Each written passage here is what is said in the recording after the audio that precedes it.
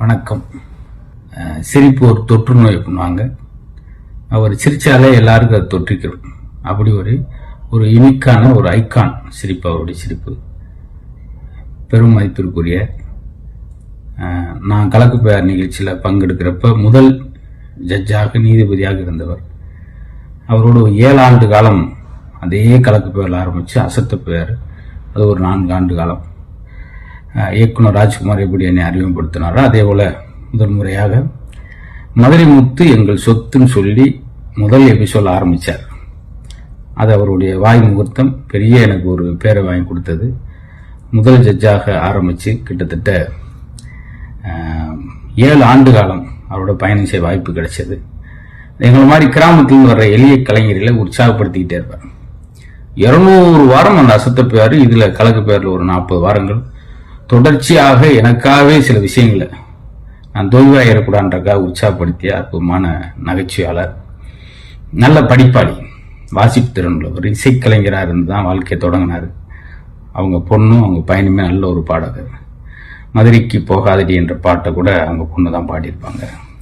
என்னால் வீட்டுக்கெல்லாம் அழைச்சிட்டு போய் விருந்து கொடுக்குற அளவுக்கு நான் அவனுடைய ரசிகனையா அப்படின்னு சொல்ற பெருமைப்படுவார். அது எனக்கு அந்த வயசுல ஆரம்ப காலகட்டத்தில் ஒரு நடிகர் சொல்லும்போது பெரிய உற்சாகமாக இருந்தது.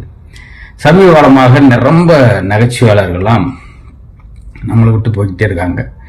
அப்படின்னா மக்களுக்கு கூடுதல் துயரம் தான். ஏன்னா அவர்களாக இருக்கும்போது நம்முடைய துயரங்களை போக்கக்கூடிய வகையில் ஒரு பணி செஞ்சுக்கிட்டே இருந்தாங்க. அவருக்கு 71 வயசு என்பது மிக மிக குறைவு. இன்னும் 20 ஆண்டு காலம் நம்மளை மகிழ்ச்சிப்படுத்தி இருக்க வேண்டிய வயசு. இறைவன் அழைத்து கொண்டார். எங்களையும் சிரிக்க வைக்க வாங்க அப்படின்னு சொல்லி எனக்கு பெரிய ஒரு மன வருத்தத்தில் என்னன்னா, என்னுடைய முதல் நடுவர் இப்போ வரைக்கும் என்னை உற்சாகப்படுத்திக்கிட்டே இருந்தவர். ஒவ்வொரு எபிசோடுக்கும் எனக்கு அந்த முதல்ல ஒரு செய்தி சொல்லி கடைசியில் ஒரு செய்தி சொல்றது மக்கள்கிட்ட நல்ல வரவேற்பு பெற்றுன்னு சொல்லி அப்படியே என்னைய இந்த அளவுக்கு ஓரளவு கொண்டு வர்றதுக்கு அவர் ஒரு முக்கிய காரணம். அவரை பிரிந்து வாடுகிற குடும்பத்துக்கு பெரிய ஆறுதலை சொல்லி வருத்தப்படுறேன். எங்களுடைய 45 கலைஞர்களையும் அவ்வப்போது எப்பயுமே நேர்மறையான விஷயங்களை மட்டுமே சொல்லி நெகட்டிவான விஷயமே சொல்ல மாட்டேன். நல்லா பண்ணுங்க, சூப்பர், எப்படி இப்படி இது பண்றீங்க, அது மாதிரி என்னுடைய ஒவ்வொரு நகைச்சுவை ரசிப்பார். நீங்க பாருங்க, இப்பயும் எபிசோடு நிறைய வந்துகிட்டு இருக்கு. பழைய எபிசோடு வரும், எல்லா எபிசோட்லையும் அவ்வளவு உண்மையா சிரிப்பார்.